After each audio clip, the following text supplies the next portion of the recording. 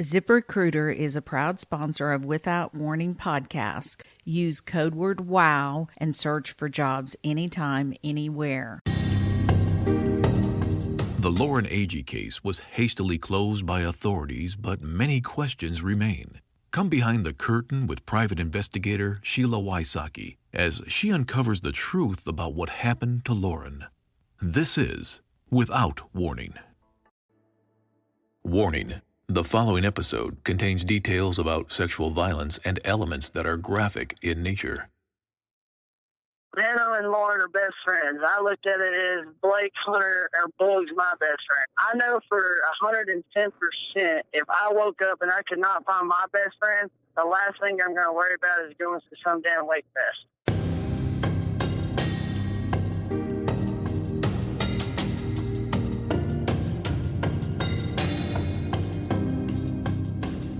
Lauren's ex-boyfriend Clint was at Wakefest that weekend.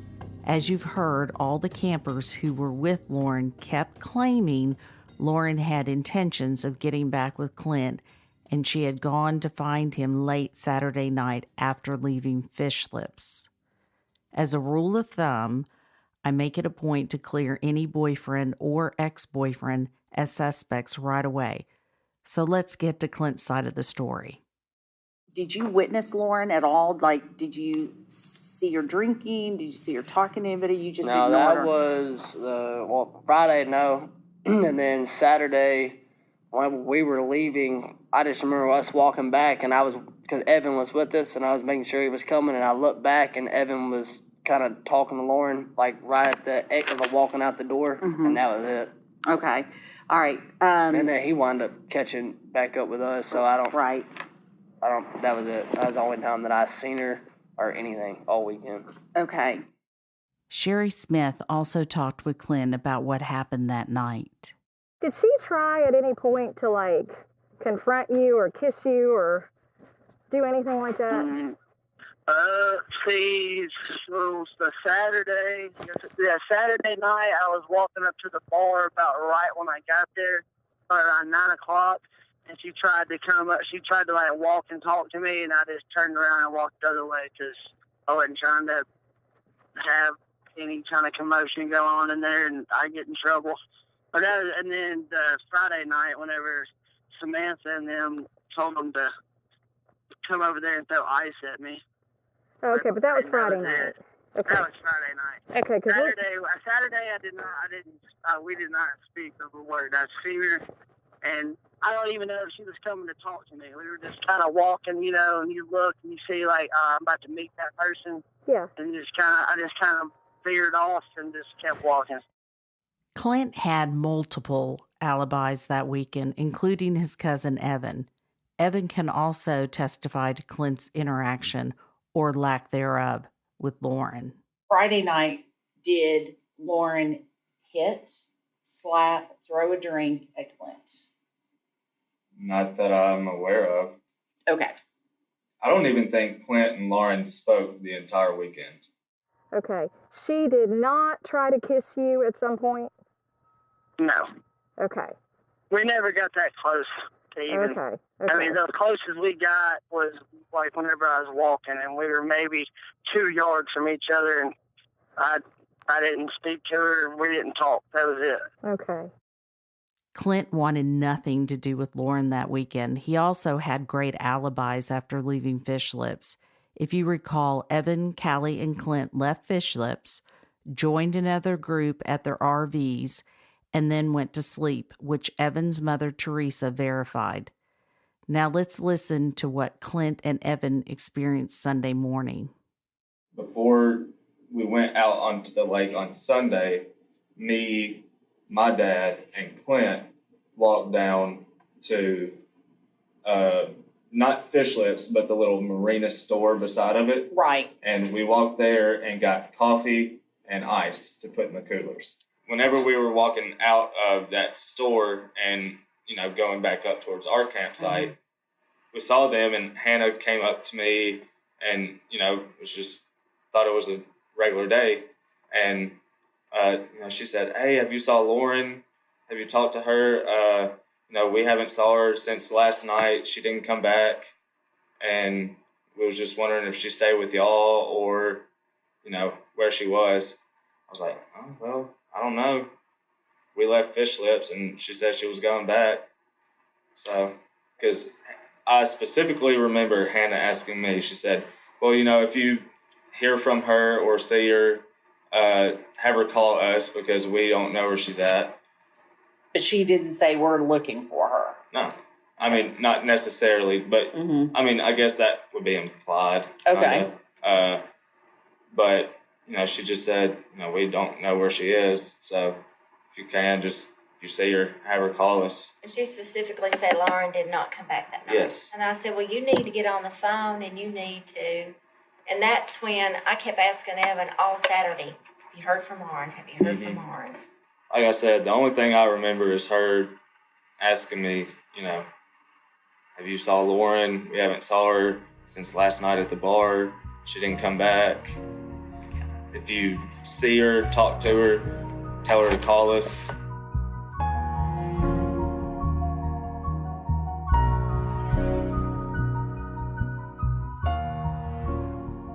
Now let's hear Clint's story from Sunday morning.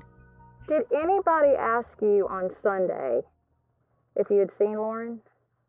Yes, I was walking to the boat to get in our boat to go back for the last day that Sunday, and Hannah came up to me and was like, hey, have you spoken or talked to Lauren, or has Lauren tried to call you or anything like that? And I was like, I don't have any service up here. I was like, my phone's been off, and I have not talked to her. The last time I seen her is whenever we were leaving Fish Lips, and she was talking with Evan. That's the last time I seen her.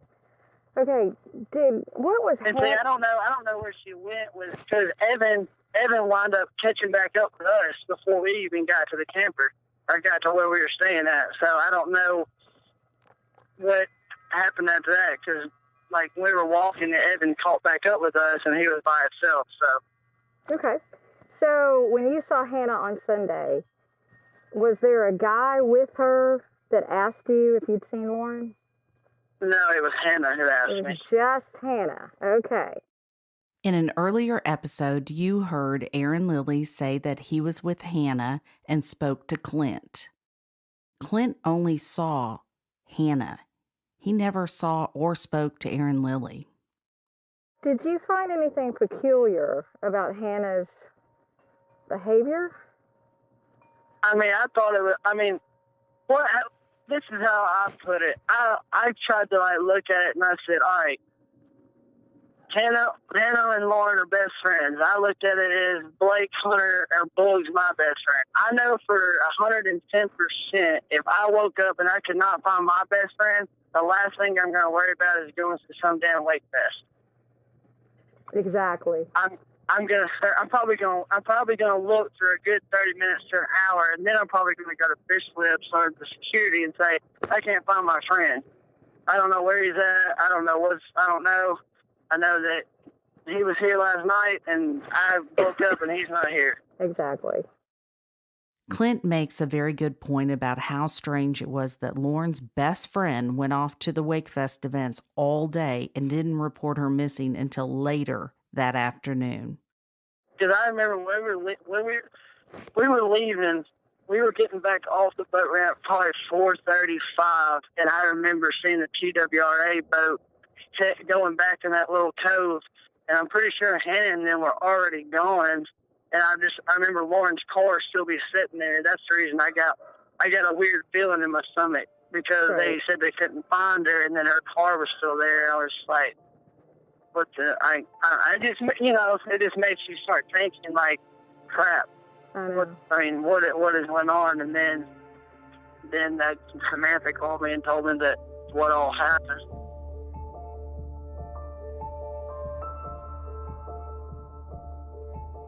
When Evan told his mom what Hannah said to him that morning, Teresa's maternal sense went off. Well, those kids stay in touch. And this is what really, really bothered me all day Sunday, is because Evan and Lauren stayed in touch Saturday. I think Friday night he knew, or Saturday morning he knew she got there. And then Saturday night, they left. They went up to somebody else's campsite. It was Bart and Clint and Callie and I forget who all went. But I think a group of them went. But then they were back at our campsite when I got up that morning, like at 5:30, 6 o'clock. They were all back in their tents that morning. And I think maybe I left them at around midnight, something like that. I'm not for sure, but it was before Fish Lips closed. But it wasn't too terribly late either for a lake weekend. But what concerned me is when Evan goes, Lauren said something about maybe coming out on the boats with us today. I said, that's fine. And because we have some friends, Linda and Jeff Ledford, that have a houseboat there. And all their kids were up there. And they have a boat. And so I said, well, that's fine. And so that morning, I believe it was Sunday morning, is when Evan and my husband saw Hannah and one of the boys at the marina getting ice. And I said, Evan, I just don't have a good feeling. I said, I just don't have something about me being a mom. I don't have a good feeling. We were coming in off the lake, and with me being a nurse, I know if it's an emergency, the ambulance is going to have their flashers on. So when we were pulling into the marina, I looked over, and there was the ambulance, had its lights on, then it turned them off. And it was near where Lawrence and them were camping. And I told Evan, I said, Evan, I don't have a good feeling. I said, I am really concerned that something's happened to Lauren. And when we got out on the road to where we could get some reception, he got word. I don't know how he got the word. Right. But anyway, he goes, well, I just know Sherry and them just got a call. They're on the way to the hospital. And I knew right then. I knew.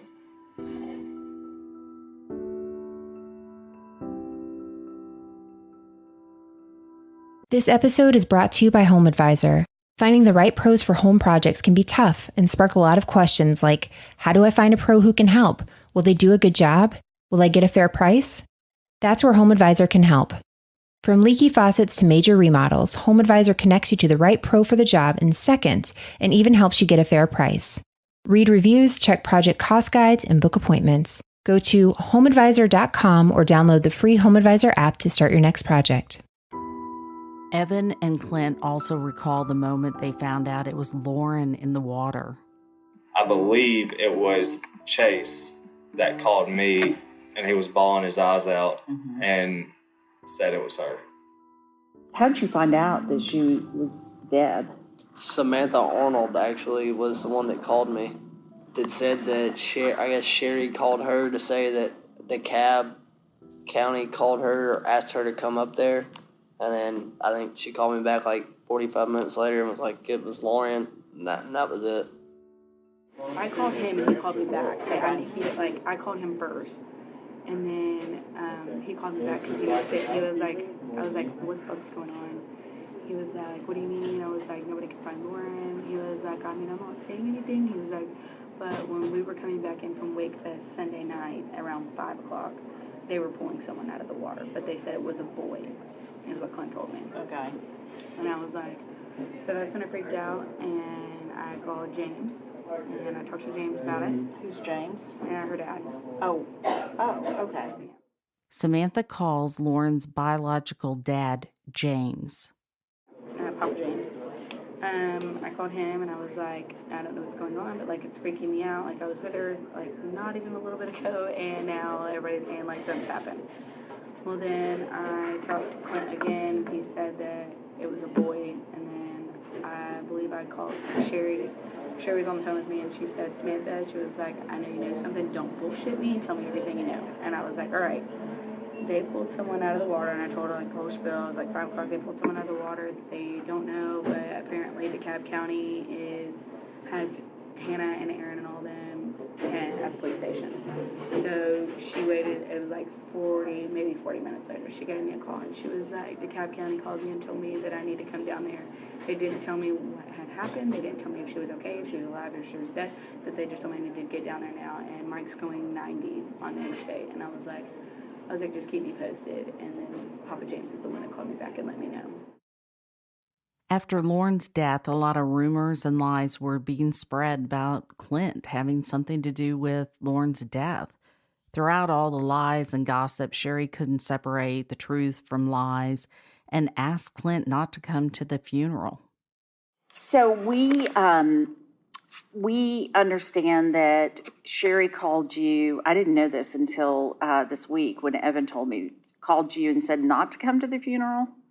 Yeah, well, I called her just to show my apologies and this and that and said I was sorry. And then she was just like, I just made you feel it best. And maybe if you don't come to the visitation or anything like that, just because a lot of people have a lot of questions and I'll this tell and you that. where that came from. And all that. So I was just okay. And then I proceeded to all of Lauren's friends calling me saying no. I was just trying to show my respects or whatever. So it wound up being that I just went to the funeral and went.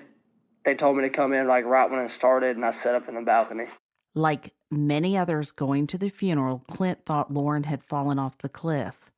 But when he saw Lauren's body, he was surprised.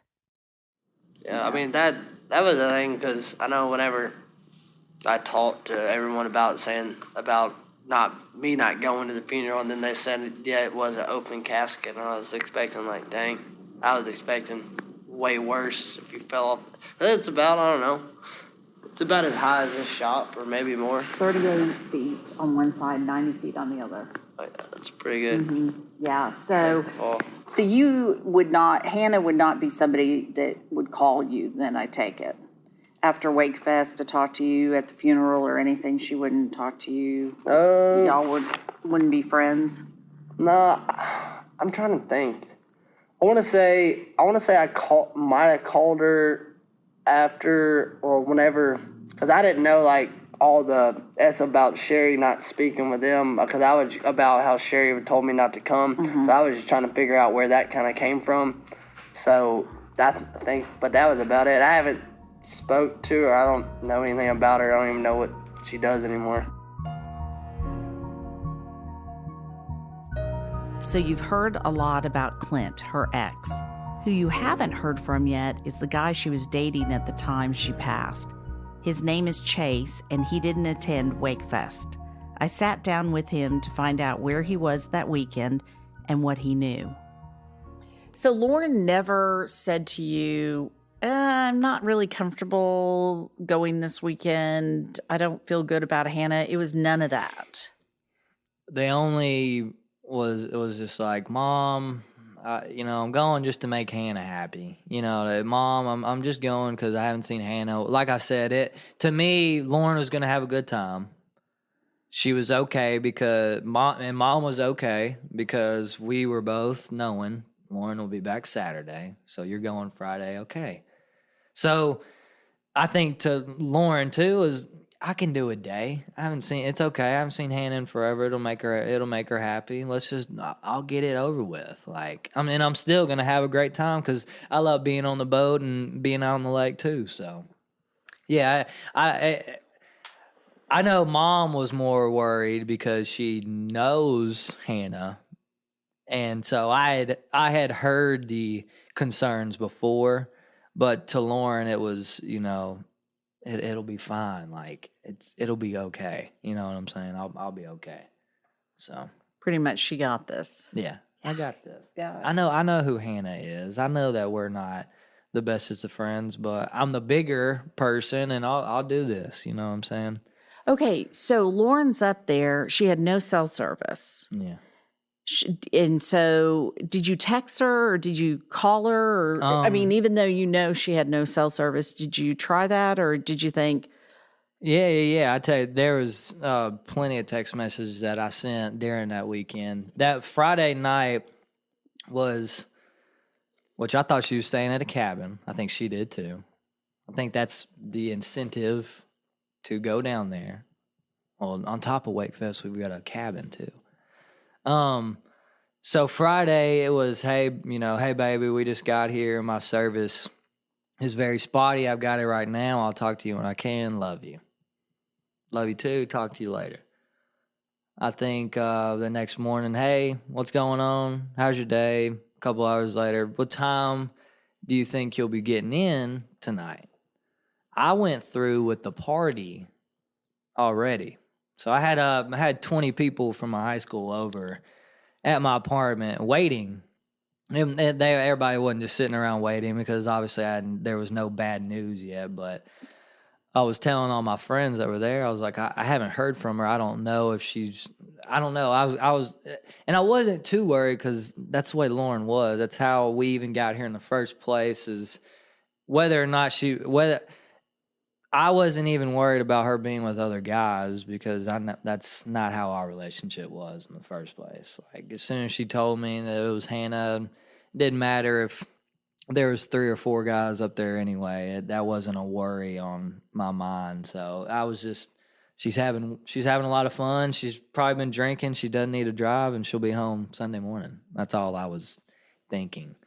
So I stayed up till about 2 o'clock that Saturday waiting, but went to bed and woke up, and that's when it started getting real. Like, okay, nobody's heard from her. Wow. Oh, that just gives me chills. The waiting for and waking up and then asking Sherry. When Chase woke up on Sunday after not hearing from Lauren all night, he called Sherry, who hadn't heard from her either. When Sherry got word that something had happened, Chase drove himself to the hospital to meet up with Sherry and Mike, not knowing exactly what happened. Boy, I'm sorry you had to go alone. That just hurts my heart. But again, I understand. Who would have thought? Right. Sherry had the same feeling. Oh, yeah. She said, please let her be paralyzed. I'll take care of her for the rest of her life. Don't let her anything else happen. Yeah. That's I was just thinking, okay, this is why I'm here. This is why I'm with her. Like, this is gonna show how much I love her. Like, you know what I'm saying? Like, if that's the case, like, okay, she's alive. Thank God she's alive, no matter what state she's in. But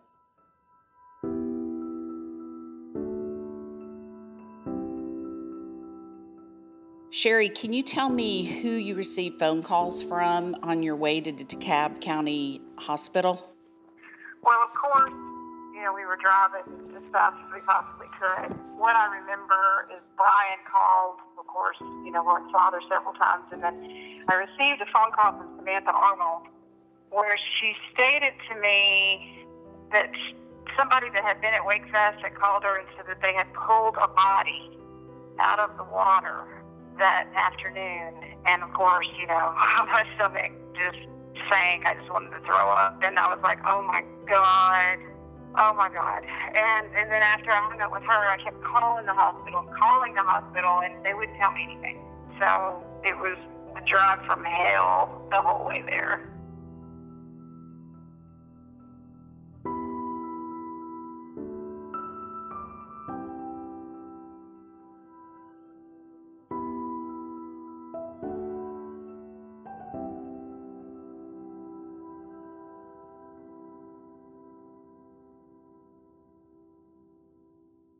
Well, the way my dad is, he picked me up, I think, the day after. So the morning I woke up, and it being, the first day that she's not here, I was crying, and, he had some tough love and said, you need to get used to things like this because you're young, and this is going to happen a lot. And what happened with Lauren will be figured out, but it's not going to be about you. So that was one thing that I had to swallow, because I wanted to, take my revenge, go out and be, James Bond, so to speak, and handle my business. But I knew that's not how the real world is. I knew I couldn't have hate in my heart because anything that I was feeling wasn't hurting anybody but me. So that when I learned that is when I turned the attitude of how I'm gonna be. But the first week, I mean, I like to brag on my work ethic, but that first 2 weeks I didn't go to work. I was laying in bed, not being productive, feeling sorry for myself, feeling, like any, it's natural responses, but I knew this isn't healthy for me to do, and that's not who Lauren was, and that's not how she would want me to be. And I had to learn that through, people telling me, people giving me advice, and, I would take pieces of everything I heard and make it into my own. So I don't think it was, honestly, up until a month and a half, 2 months, where I got myself back out on the scene and started going out and drinking on the weekends, trying to forget about stuff. And, that's when I got a lot of, and, I could be wrong, but speculations that I'd forgotten and I didn't care and it didn't matter to me and all this stuff, which I've gotten. Not anymore, but I did get that kind of energy. Like I said, I've taken so many things from all the bad stuff that's happened. Because, I had people asking me, how could you, especially people that knew my ex-girlfriend, because my ex-girlfriend and Lauren were friends at one point. Who was your ex-girlfriend? Whitney Jackson. She the one that passed away? Yes. Okay, so she and Lauren were friends. We're friends, yes. So when I got the tattoo of Lauren was when I heard backlash of, you were with Whitney for 3 years and you were only with Lauren 8. How could you? And yada, yada, yada. But like I said, it was from everybody that wasn't in my relationship. As I do with all of my interviews, I ask Chase very personal questions.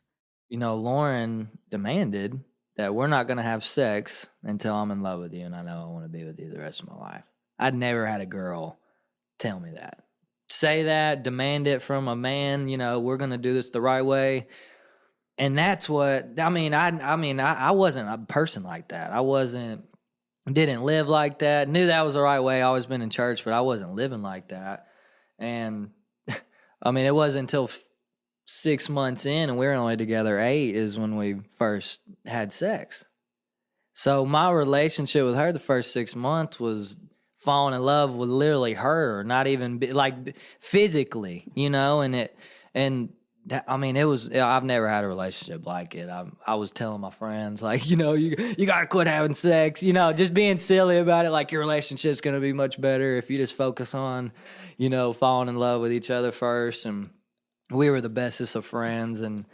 But me being in that prior relationship taught me how to be in my next relationship for Lauren. So that's what I always attest to Lauren is I hold high standards for myself now, something that's very important to me and who I want to be with and who I tell I love. So I don't throw it around lightly. And when someone says it to me, I got to correct it real quick because I feel so strongly about the subject now that I've been in a relationship like that. So the fact that Lauren wanted to wait to have sex with him was a sensitive topic for Chase to talk about at first. So sensitive, he didn't even want it to become public knowledge. However, after I explained to him how important it was for listeners to hear what Lauren's true character was, he agreed. Do you know if she was on her period or not? I do not know that. Okay. I do not know. Okay. We did not have sex the morning of that she left. Okay. But it's been so long. I know. And that's an odd question, but there's a reason. But usually the boyfriend does know. Right. Yeah, for sure. But right. No, it's been so long. Well, do you think you would know if she was? That would have been something you would have remembered? Yeah. Okay. What do you think happened up there? I think maybe one of them was trying to get with Lauren.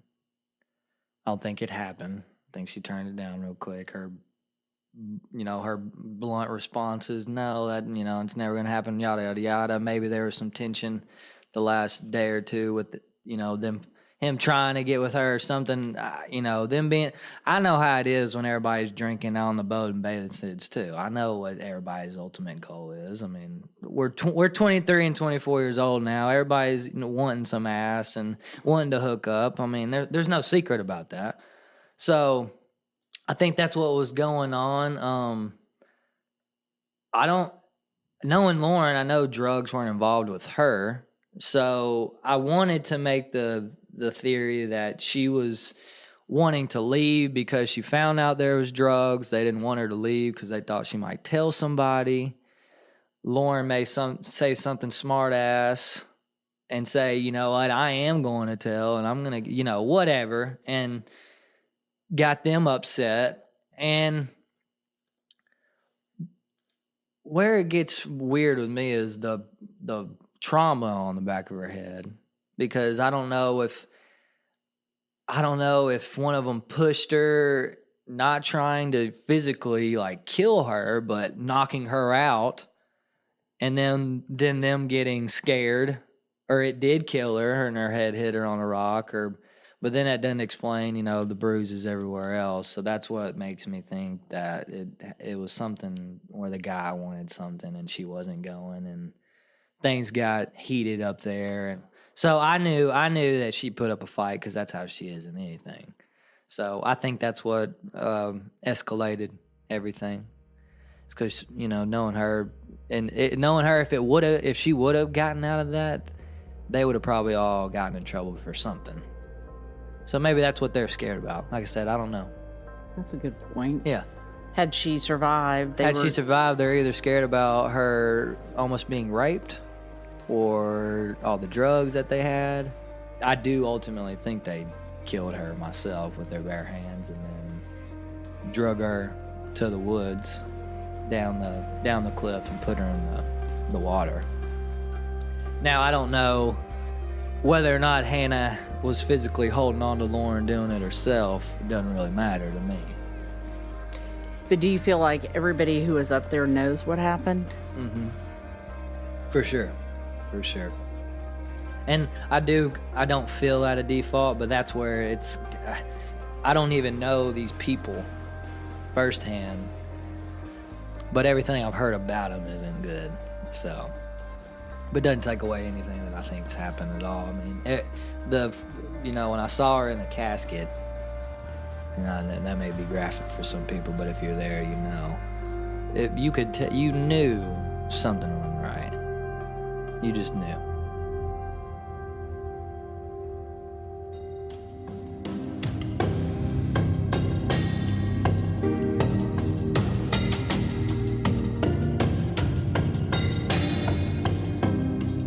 Lauren's family gives their full permission for any and all details to be shared in hope that the truth will come out. If you know anything at all, call 1-888-599-0008 or email tips@SheilaWysocki.com. Next time on Without Warning. So I'm in this situation where I want to help as much as I can, but other people think that my lawyer should be present. It's whatever you want to do. I don't feel like I have anything to hide. Without Warning. Host, Executive Director, and Executive Producer, Sheila Wysocki. Producers, Katie Zitzman and Aaron Parker. Editors, Katie Zitzman and Aaron Parker. Mixing and mastering by Resonate Recordings. Narrator, Tim Evans. Thank you for listening to Without Warning.